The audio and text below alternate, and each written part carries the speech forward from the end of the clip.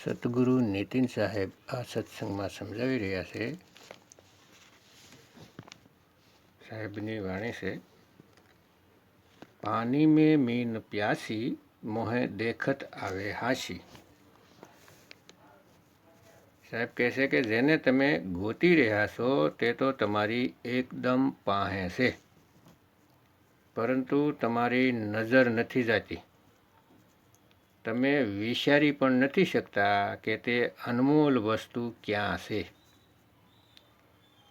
અને તેને કેમ મેળવી શકાય. આનો ભેદ જ્યારે ભેદી ગુરુ જીવનમાં આવે છે ત્યારે તમને ભેદ આપે છે અને તે ભેદ દ્વારા તમે તે અનમોલ વસ્તુ મેળવી શકો છો. જે વસ્તુ પહેલાંથી જ તમારી પાસે છે, તે સાર વસ્તુ તમારી પાસે છે. તે સાર વસ્તુ તમે ખુદ છો. તમે સ્વયં જ તે છો. જે 52 અક્ષર આખો દિવસ બોલો છો, પરંતુ તે પોતે 52 અક્ષરથી નિરાળા છે.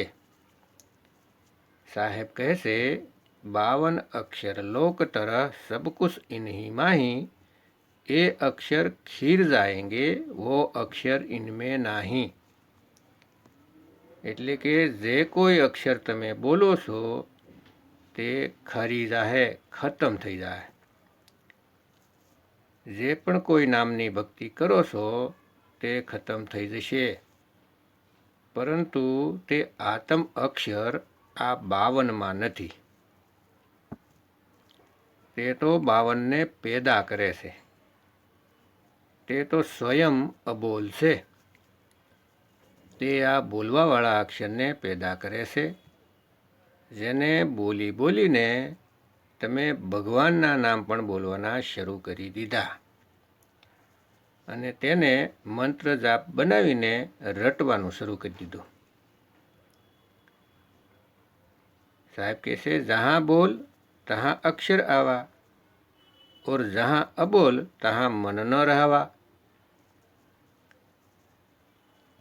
बोल अबोल मदी रहे सोई, और जसको है तसको લખે ન કોઈ. કેટલું સ્પષ્ટ કહી દીધું કે જેવું મુખમાંથી કંઈ બોલશો, કોઈ મંત્ર નીકળશે તો અક્ષર આવી જશે. પછી કંઈ પણ બોલશો તે અક્ષરનું રૂપ ધારણ કરી લેશે. જેવી રીતે બોલો છો કલમ, તો ક લ મ 3 અક્ષરથી તમે લખી શકાય. તેવી રીતે બોલો દહીં, તો દ અને ઈ 2 અક્ષરથી લખી શકો છો. કોઈ પણ અક્ષર બોલશો તે અક્ષરનું રૂપ ધારણ કરી લેશે. જहाँ બોલ તहाँ અક્ષર આવા, અને જ્યાં તે અબોલ આત્મા છે જેને તમે બોલી નથી શકતા, કેમ કે તે આત્મા સ્વયં બોલવા લખવામાં નથી. જहाँ અબોલ તहाँ મન ન રહેવા. જ્યાં આત્મા છે ત્યાં તમારું મન નથી જઈ શકતું. નાનક સાહેબ કહે છે, સોસે સોચ ન હોઈ, જો સોસે લખબાર. જ્યાં સુધી ભેદી ગુરુ ન મળે ત્યાં સુધી લાખો વાર વિચારતા રહો તો પણ તે વસ્તુ તમને નહીં મળે. તેના માટે તમારે ભેદી ગુરુની જરૂર પડે છે, જેને તે વસ્તુના ભેદની ખબર છે. નામદેવજીની વાણી છે, સંગ કી સહેલીને ભેદ બતાયા, જીવ કા ભરમ નસાયા. એટલે કે જેવી રીતે સંઘની સહેલીએ ભેદ બતાવ્યો કે મારા ગળામાં હીરાનો જે હાર હતો તેને હું ભૂલી ગઈ હતી, તે મને મળી ગયો. એવી રીતે જ્યાં અબોલ છે ત્યાં મન નથી જઈ શકતું, ત્યાં કાળ નથી જઈ શકતો, કેમ કે તે અકાલ છે. તો ભક્તો આને ગહેરાઈથી સમજવાનું છે. આગળ કહે છે, બોલ અબોલ મદી હે સોઈ, જસકો હે તસ લખે ન કોઈ. એટલે કે જેટલા પણ બોલવાવાળા અક્ષર છે તે અબોલની વચ્ચે છે, એટલે કે અબોલ દ્વારા જ પેદા થઈ રહ્યા છે.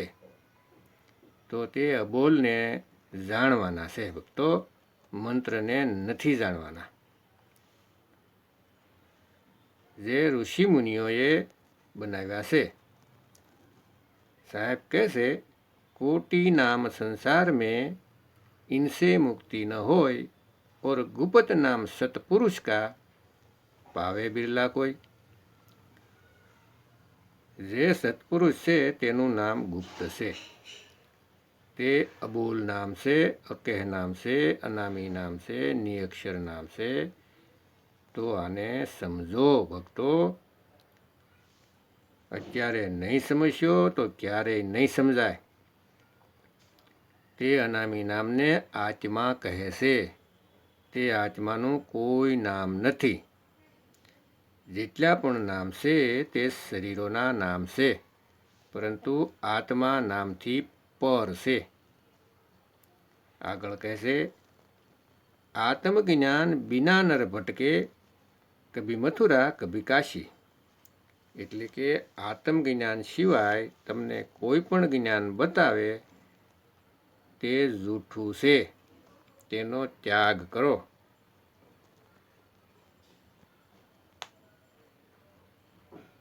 કોઈ કાબા ભાગે છે, કોઈ કાશી ભાગે છે, મંદિરે જાય છે, મસ્જિદમાં જાય છે, ગુરુદ્વારા જાય છે, તો કોઈ ગુરુ પાસે જાય છે અને ક્યાંક દંડા પડે છે, ક્યાંક ઝઘડા થાય છે. ભક્તો આપણે આત્મજ્ઞાન જોઈએ છે અને ક્યાં ફસાઈને રહી ગયા. સાહેબ કહે છે, આત્મજ્ઞાન બિના સબ જૂઠા, ક્યાં કાબા ક્યાં કાશી. એવા ગુરુને ધારણ કરો જે તમને આત્માના જ્ઞાન કરાવી દે, કેમ કે આત્મા એ શબ્દ છે જે સમયની પાર છે. સમય તેનું કાંઈ નથી બગાડી શકતા. સમય એટલે કાળ. જે પણ સમયની હદમાં આવી ગયા તે કાળના મુખમાં ચાલ્યા ગયા. એટલા માટે કહે છે, જબ તક ના સીન હોગે આતમ, તબ તક ના મિલેગા પરમાત્મ. જ્યાં સુધી તમે તમારી આત્માને નહીં ગોતો ત્યાં સુધી તમને ખબર નહીં પડે કે તમે એક આત્મા છો અને મારો જન્મ અને મૃત્યુ નથી થતા. હું જન્મ મરણથી નિરાળો છું, પરંતુ ભૂલવશ આ દુનિયામાં આવ્યો અને જન્મ મરણના ચક્કરમાં પડી ગયો. તો આને સમજો ભક્તો, આ મૂળ જ્ઞાન છે. ઘરમાં પડી વસ્તુ નહીં સૂઝે. કેટલી ગહેરી વાત છે. એકદમ ક્લિયર કરી દીધું સાહેબે કે ઘરમાં જ વસ્તુ પડેલી છે પણ આપણને ખબર જ નથી અને ક્યાં ક્યાં ભટકી રહ્યા છીએ અને એવા એવા ગુરુની જાળમાં આવી જઈએ છીએ જેઓ સાર વસ્તુ આપણા કાનમાં ફૂંક મારીને આપે છે. કેટલી કમનસીબી છે. એવા એવા સંત બની બેઠા છે જે આપણી વસ્તુ છે તેનો ભેદની ખબર જ નથી અને ભરમાવવા માટે માથા ઉપર હાથ રાખીને કાનમાં વસ્તુ નાખે છે. કેટલી દુવિધા છે. ફૂટી કિસ્મત છે કે આવા ગુરુના ચક્કરમાં પડેલા છે. અંત સમયે જે હાલત થશે તેના વિષાથી કંપારી આવી જાય છે.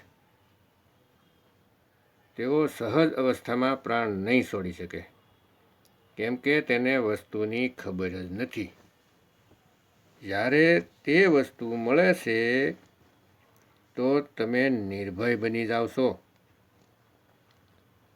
પછી તમે શરીરને એવી રીતે છોડી શકો છો જેવી રીતે કપડાં ઉતારીએ છીએ એવી રીતે મૃત્યુ વખતે શરીરને ઉતારી દે છે.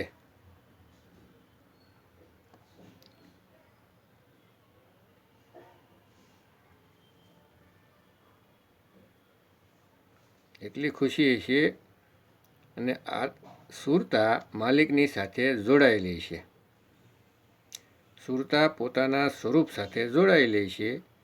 સહજતાથી શરીરને ઉતારીને સાઈડ થઈ જાય છે. આરામથી બેઠા બેઠા પોતાના સ્વરૂપને મેળવી લે છે. ના કહી જાના ના કહી આના, આપે મેં આપ સમાના. આ મૂળ જ્ઞાન છે કબીર સાહેબનું. આને સમજો ભક્તો. આગળ કહે છે, મૃગ કે નાભીમાં કસ્તુરી, એટલે કે હરણની નાભીમાં જ કસ્તુરી છે, પરંતુ ખબર ન હોવાને લીધે વનમાં ભટકી રહ્યું છે.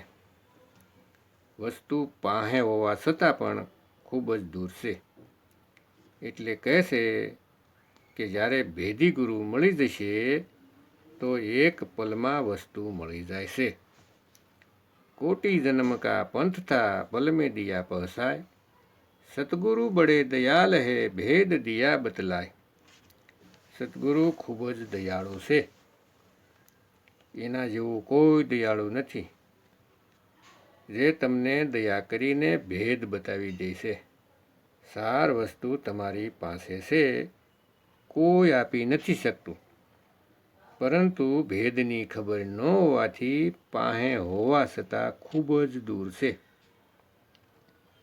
કસ્તુરી કુંડલ બસે મૃગ ઢૂંઢે મન માહી, ऐसे रमता राम है दुनिया जानत नहीं. તે રમતા રામ બધાની પાસે છે, પરંતુ બલહારી વા ઘટકી જીસ ઘટ પરગટ હોય. એટલે કે હું તેના ઉપર બલહારી જાઉં છું જેણે વિવેક દ્વારા આ જ્ઞાનને સમજી જાય છે કે પરમાત્મા બધાની પાસે છે. કોઈ સતલોકમાં નથી બેઠા, કોઈ બ્રહ્મલોકમાં નથી બેઠા.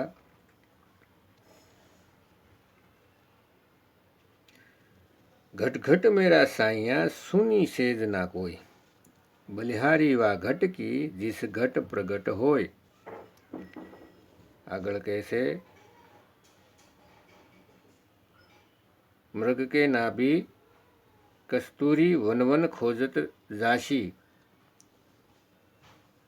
और कहत कबीर सुनो भाई साधो सहज मिले अविनाशी. તે અવિનાશી સહેજમાં મળી છે. સહેજ યોગ કરશો, સહેજ સાધના કરશો ત્યારે તે સમજમાં આવશે કે તે કઈ રીતે મળી શકે છે. તે કોઈ હઠયોગથી, કર્મયોગથી, પ્રેમયોગથી, રાજયોગથી નહીં મળે. તે ફક્ત ને ફક્ત સહેજ યોગથી મળશે. સહજ યોગનો મતલબ છે સુરતાને દુનિયામાંથી હટાવીને એક શબ્દમાં લગાવવાની. અને તે એક શબ્દ સાર શબ્દ છે જે 52 અક્ષરથી નિરાળા છે. જબ 52 કા ટૂટે ડોરા, સહજે છૂટે કાલ જકોરા. તે કાળથી સહેજતાથી છૂટી જાય છે. ફિર નહીં આવે ફિર નહીં જાવે, સાર શબ્દ મેં રહે સમાવે. સાર શબ્દ જ તેનું નિજ ઘર છે. જાપ મરે, અજપા મરે, અનહદ ભી મર જાય. સુરત સમાઈ શબ્દ મેં વાકો કાલ ન ખાય. સાર શબ્દમાં સુરત સમાઈ ગઈ તો ત્યાં કાળની પહોંચ નથી. કાળ ત્યાં પહોંચી જ નથી શકતો. તો ભક્તો આને સમજો જે સમજી જાહે તે મૂળ જ્ઞાનને મેળવી લેશે, નહીતર પવિત્ર જ્ઞાનમાં જ ફસાઈને રહી જશો. મૂળ જ્ઞાન અને પવિત્ર જ્ઞાનમાં જમીન આસમાનનો ફરક છે. પવિત્ર જ્ઞાન એમના માટે છે જે ભક્તિમાં કાંઈ નથી જાણતા તેના માટે, કેમ કે તેમના બ્રહ્મા વિષ્ણુ મહેશ અને શેરાવાલી મા અને તેના પતિ કાળ, જેને કહે છે મન માયા. મન અલગ છે, તેને કહે છે અલખ નિરંજન, અને માયા જે આદિમાયા મહામાયા શેરાવાલી અષ્ટાંગીની. મન અને માયા, કાળ અને શેરાવાલી. અને તેના 3 પુત્ર છે, રજોગુણ, સતોગુણ, તમોગુણ, બ્રહ્મા વિષ્ણુ મહેશ. ફક્ત 3 ગુણ અને મન માયાથી અલગ કરવા માટે આ જીવને પવિત્ર જ્ઞાન સંભળાવવામાં આવે છે. પવિત્ર જ્ઞાન એક વાર્તા છે. તેનાથી એ ખબર પડી જશે કે આપણે કોની પૂજા નથી કરવાની. આ જ્ઞાન ગીતામાં પણ બોલેલું છે. જે રજોગુણ, સતોગુણ, તમોગુણની ભક્તિ કરે છે તેને હું પ્રાપ્ત નથી થતો. અને આ વાત કબીર સાહેબ કહે છે અનુરાગ સાગરમાં, કે બ્રહ્મા વિષ્ણુ મહેશની જે ભક્તિ કરે છે તે કાળના જ લોકમાં રહે છે. ગીતામાં આ 3 ગુણની પરે બોલી દીધું છે, પરંતુ ફરી પાછા ઓમકારમાં એટલે કે 52 અક્ષરમાં જીવને ઉલઝાવી દીધા કે એક અક્ષર ઓમ, તેમનું સિમરણ કરો અને મને મેળવવા માટેની વિધિ ઓમ છે. તો તે સમજો કે ઓમ મોટા, કે જ્યાંથી ઓમ આવ્યો તે મોટા. એટલે કે ઓમ આપણા મુખથી પ્રગટ થયો છે. જો આપણે ઓમ નહીં બોલીએ તો ઓમ ગુપ્ત છે, પ્રગટ નથી. તમે તેને પ્રગટ કરીને મંત્રનું રૂપ આપી દીધું.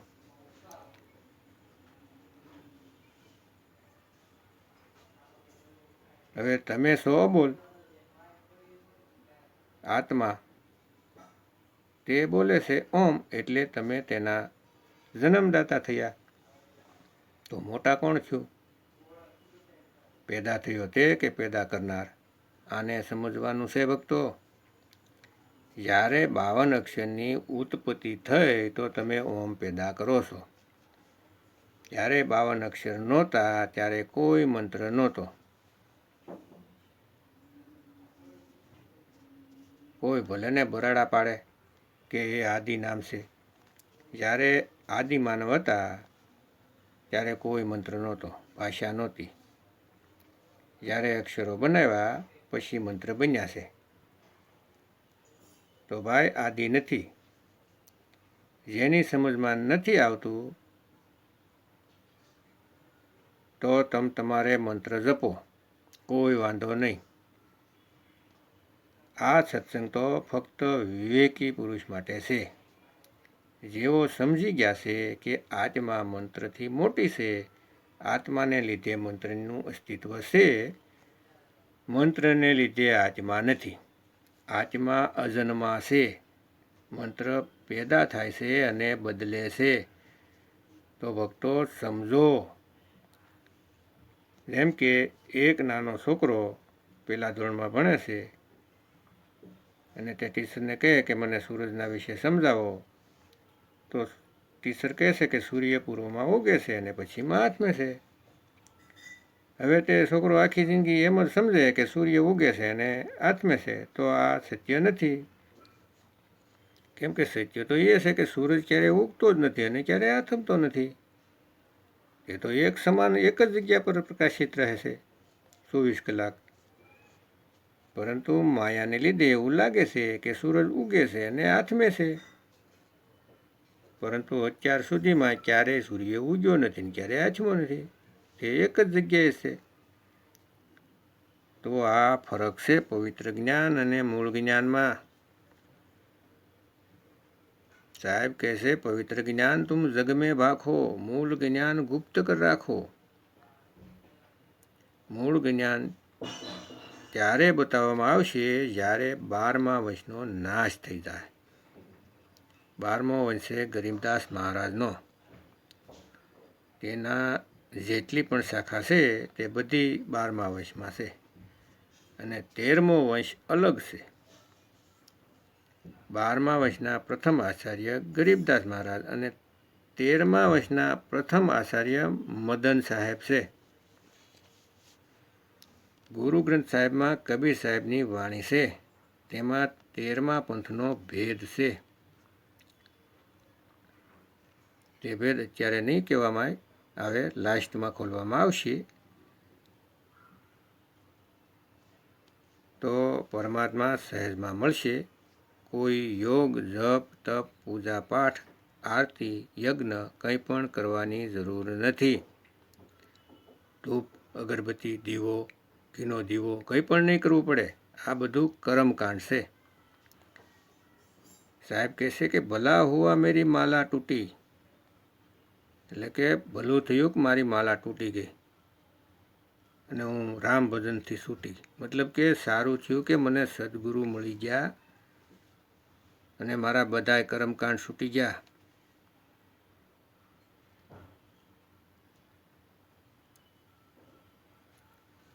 તેણે મને બધાય મંત્ર તંત્રથી છોડાવી લીધું. મારા ગુરુએ તો આ બધું છોડાવી દીધું. ભક્તો, આ નિર્મલ જ્ઞાનને વિવેક દ્વારા સમજો. आओ संतो मेला कीजिए, खाली है तो भर भर लीजिए और भरे હોય તો સક સક પીજે.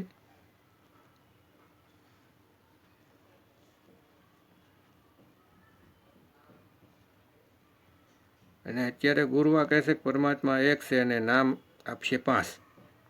આ ભરમજાળમાં ફસાવીને રાખવા છે.